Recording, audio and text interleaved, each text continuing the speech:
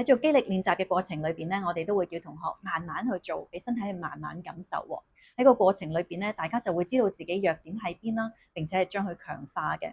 但係如果本身自己身體已經有限制，再去做負重嘅時候咧，可能會將嗰個問題更加惡化嘅喎。咁今次我哋就會俾同學幾個例子，大家去參考下嘅。第一嚟嘅情況咧，就會揾到左右兩邊嘅差異喎。例如一啲單腳練習啦，我哋俾個例子就係 Jane Fonda 呢個動作，咁咧就係左右腳各自去做嘅。咁喺過程裏邊咧，同學會發現咧，例如佢左腳好快就已經唔舒服噶啦，已經覺得攰噶啦。咁右腳咧可以做耐啲喎。咁呢邊可能做8下，呢邊咧6下，佢已經搞唔掂噶啦。呢啲情況咧，同學就會問：我係咪我勉強佢做多2下，同呢一隻勁啲嘅腳平衡翻啊？我哋就唔會咁建議嘅，我哋反而會調翻轉咧，就叫強嗰隻腳咧等一等弱嗰隻腳。我呢邊只可以做6下，咁呢一邊咧都跟翻做6下。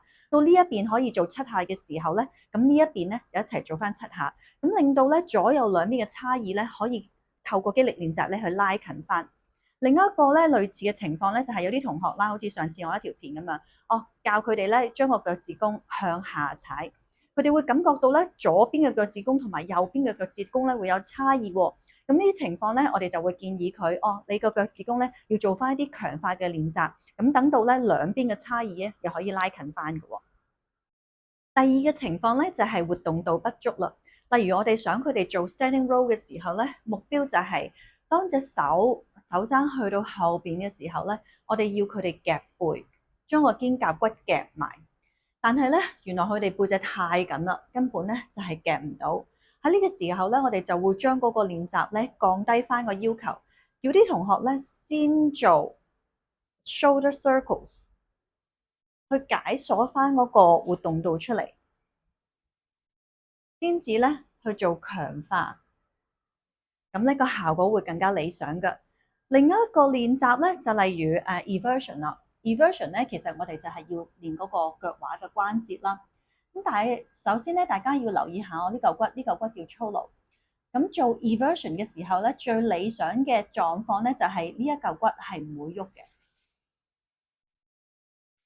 但係我哋發現好多同學咧，因為個腳踝關節咧活動度太低啦，佢哋要做呢個時候會有咩狀況咧？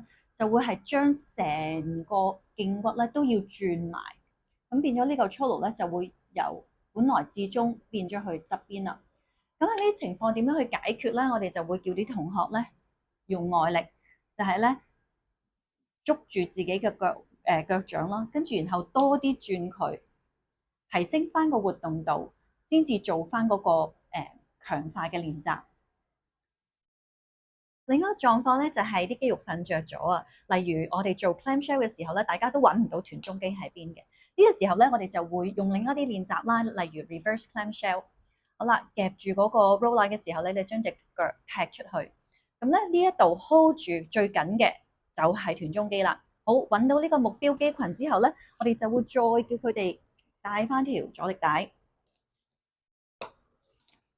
好，譬如坐喺度嘅 clamshell 啦。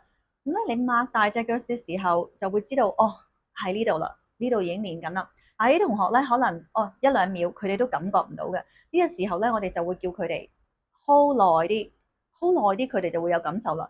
然後先至慢慢收翻轉頭。